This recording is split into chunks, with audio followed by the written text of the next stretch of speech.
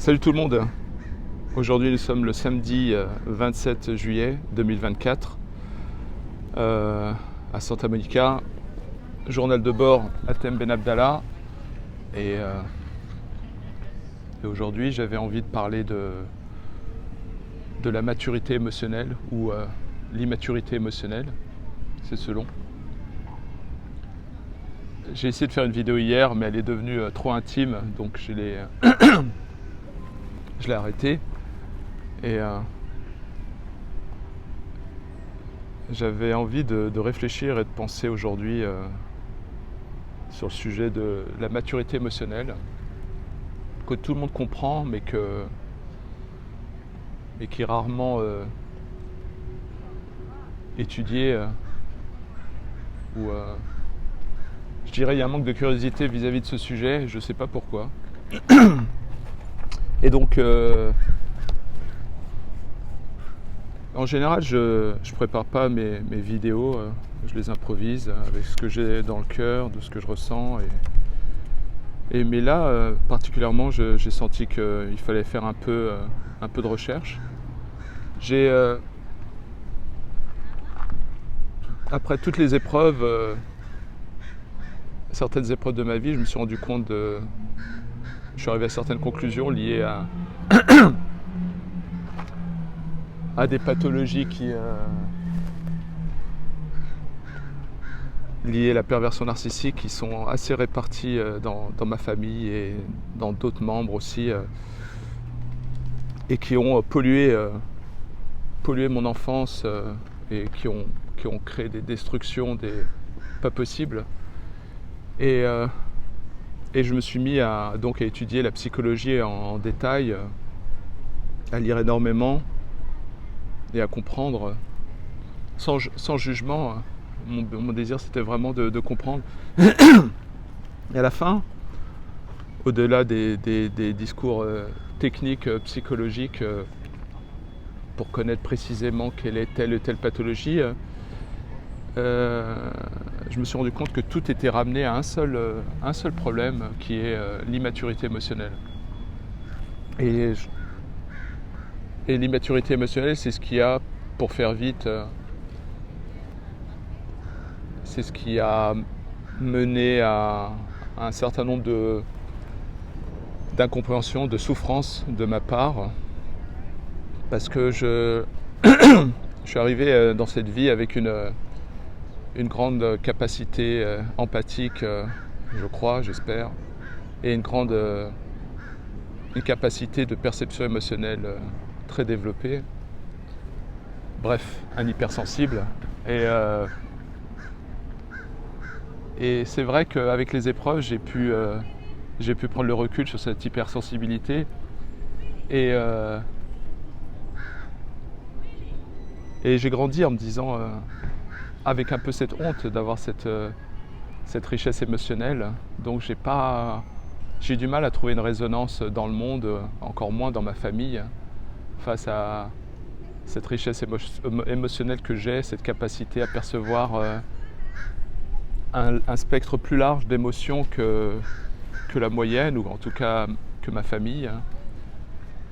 J'ai grandi dans cet environnement où les émotions étaient associées à la honte. En gros, j'ai l'impression que le spectre des émotions dans ma famille se résumait à la joie et la colère. Tout ce qu'il y avait entre les deux, toute la finesse émotionnelle était associée à de la honte. Et donc, pour moi, c'était un risque d'exprimer des émotions fines ou complexes à mon environnement familial. Et j'ai grandi avec ce désir d'être comme tout le monde. Donc j'ai cru que le monde était pareil, qu'en gros, il y avait que deux émotions, la joie ou la colère. J'étais incapable de me rendre compte qu'en fait le terreau dans lequel j'ai grandi était ultra dysfonctionnel, limitant et destructeur. Et naturellement, cette immaturité émotionnelle chez l'autre a continué à me poursuivre puisque mes choix dans la vie, notamment mes choix romantiques, étaient prédestinés au conditionnement de l'enfance. Donc en fait, ma honte pour ma richesse émotionnelle et la maturité émotionnelle que j'ai m'a empêché d'avoir un discernement dans mes partenaires romantiques, et donc j'ai fatalement attiré ce que je reconnaissais dans mon enfance. Et donc j'ai attiré des personnes à l'époque, plus maintenant, qui étaient émotionnellement immatures. Et l'immaturité émotionnelle, c'est pas juste un truc dommage, c'est vraiment un truc qui peut être d'une grande gravité, surtout dans les relations longues. Et quand on a des insécurités en soi, en tant que partenaire, on se pose toujours des questions. On ne voit pas que l'autre est immature, on le voit en souffrance et on se dit peut-être qu'on peut l'aider, peut-être qu'on peut... Et en fait, j'avoue, je ne sais pas comment une personne qui souffre d'immaturité émotionnelle peut corriger ça. Peut-être qu'il y a des moyens, mais c'est comme dire à quelqu'un qui a du mal à exprimer son empathie, qu'il apprenne à en avoir de l'empathie. Je ne sais pas comment. Est-ce que c'est possible déjà? Et donc, je me suis rendu compte que l'immaturité émotionnelle, c'était le grand fléau qui a causé beaucoup de drames et de tragédies dans ma famille et dans ma vie. Parce que ça m'a, ça m'a poussé à idéaliser l'autre, à croire que si je cherchais bien suffisamment, j'allais pouvoir trouver une connexion émotionnelle à l'autre, que ce soit mes parents, que ce soit les relations importantes romantiques que j'ai eues dans ma vie. Et ça a été un leurre, et qui m'a coûté bien cher. Et donc, j'arrive à la conclusion qu'il faut non seulement développer sa maturité émotionnelle, mais en plus développer sa capacité de discernement vis-à-vis à l'autre, qu'on ne peut pas sauver l'autre, encore moins s'il n'est pas capable de comprendre qu'il aurait besoin peut-être d'être sauvé, ou qu'il ne communique pas ce désir. Et voilà, c'est en tout cas, je sais que j'ai un peu de culpabilité parce qu'à créer des catégories, c'est pas vraiment mon genre. Mais la vie m'a montré que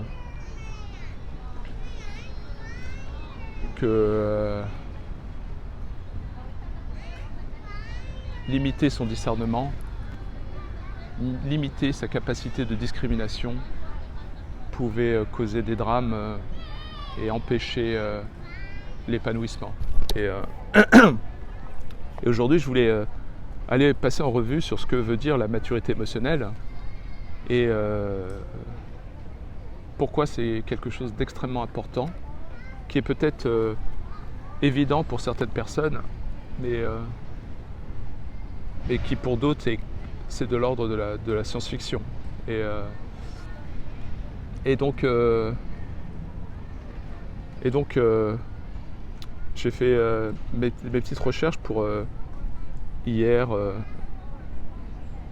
pour avoir une sorte de caractéristique que les personnes puissent comprendre, juste pour pouvoir faire cette vidéo.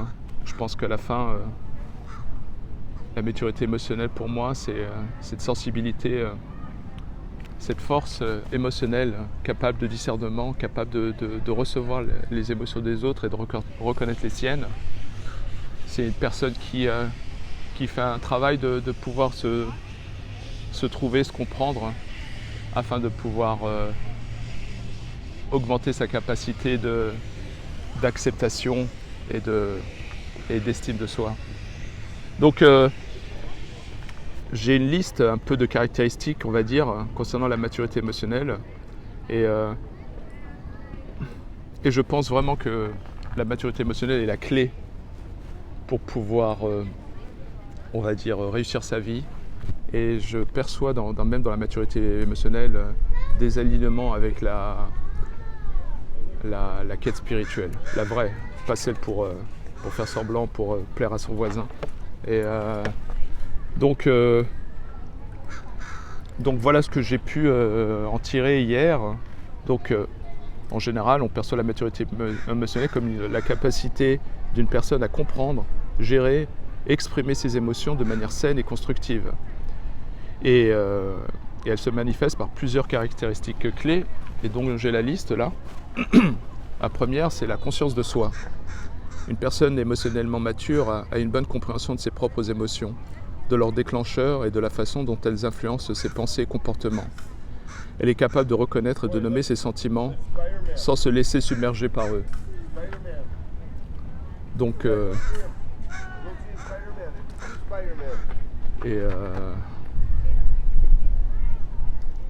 c'est marrant, je suis dans un parc américain avec que des Américains et je suis là en train de faire des vidéos en français.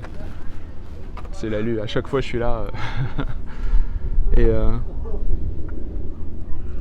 Ouais, ce travail de conscience de soi, c'est un truc que je fais depuis que je suis gamin. L'introspection permanente. Je me sentais tellement seul depuis que j'étais petit que les seules interactions que j'avais, c'était avec moi-même ou avec Dieu, qui était mon meilleur ami et que je regardais par la fenêtre la nuit, très très jeune. Et je m'interrogeais beaucoup sur tout, pourquoi j'étais comme ça, pourquoi j'avais cette sensibilité, est-ce que j'étais normal en affinant petit à petit ma perception de qui j'étais émotionnellement, j'arrivais aussi à percevoir les émotions des autres. Et il m'arrive en général parfois de pouvoir sentir des déclencheurs en moi sur certaines émotions inconfortables. Et donc je limite les réactions automatiques que je pourrais avoir. L'un de mes plus grands objectifs dans ma vie, ça a été de tout faire pour pas sombrer dans une forme d'inconscience. L'inconscience de nos actions et la conséquence de nos actions et notre rapport à l'autre. Et quand il y a 7 ans, mes enfants m'ont rejeté, il a fallu que vraiment je m'interroge sur quelle avait été ma contribution, qu'est-ce que j'avais fait. Et ça a été assez douloureux d'éplucher petit à petit l'oignon et de réaliser que j'ai eu un certain nombre d'inconsciences qui ont causé des problèmes et des souffrances. Et donc voilà. Ensuite, on a l'autogestion, qui veut dire que la maturité émotionnelle implique la capacité à réguler ses émotions, même dans des situations stressantes ou conflictuelles. Cela signifie pouvoir rester calme et posé et éviter les réactions impulsives et prendre des décisions réfléchies. Et effectivement, je pense que j'ai jamais eu besoin d'exprimer, j'espère, la plupart du temps des grandes colères, mais c'est vrai que j'ai grandi dans un environnement où en fait les émotions chez mes parents étaient complètement dérégulées.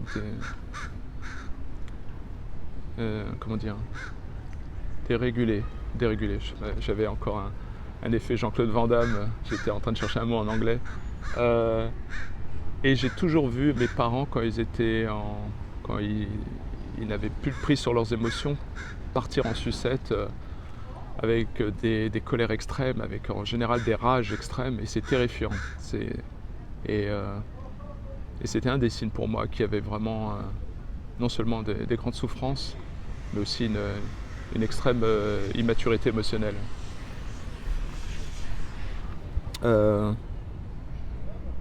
L'empathie, ouais, c'est un truc énorme. Une personne émotionnellement mature est capable de comprendre et de partager les sentiments des autres. Elle montre de l'empathie, de la compassion, ce qui lui permet de développer des relations plus profondes et significatives.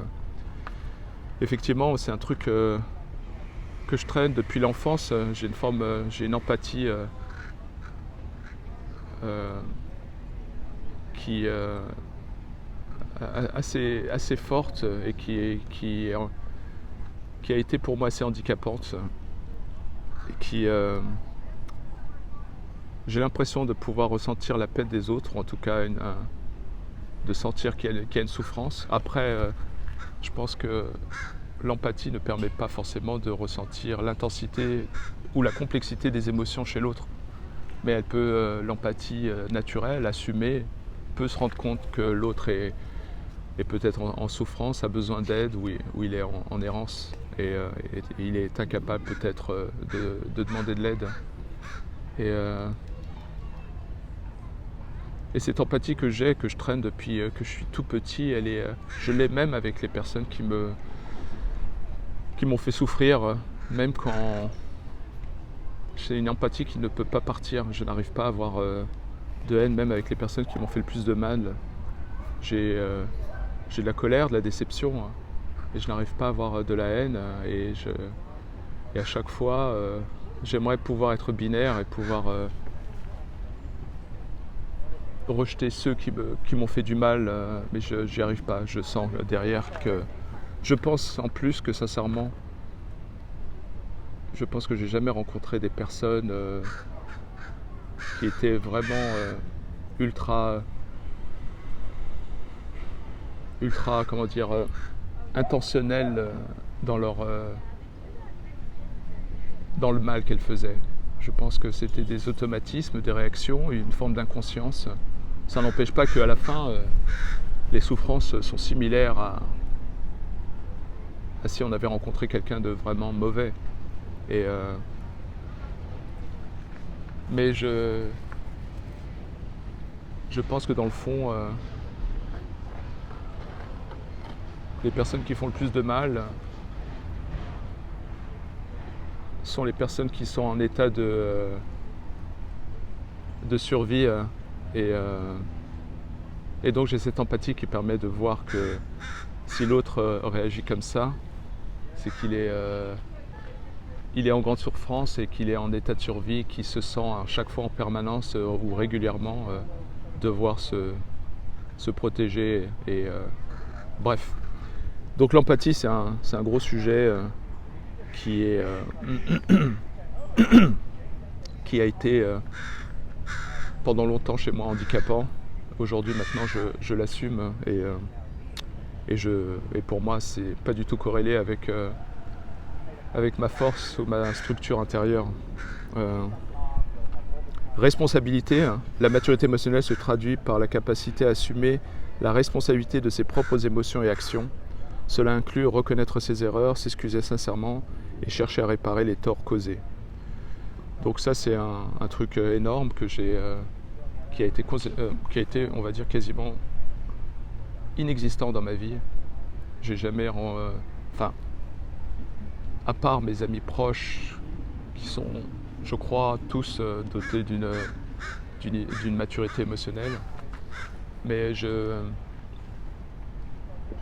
n'ai jamais senti dans mon enfance une prise de responsabilité par mon environnement ou mes parents, à part une seule fois, lorsque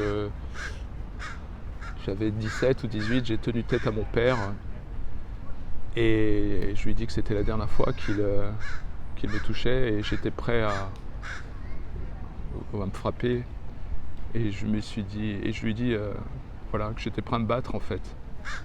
Et puis là, il a compris. C'était la première fois que je m'opposais à mon père, et mon père, c'était quelque chose de sacré. C'était un mélange entre amour, respect, et puis aussi ma connexion à Dieu, on va dire. Donc il y avait quelque chose de très impressionnant et flippant.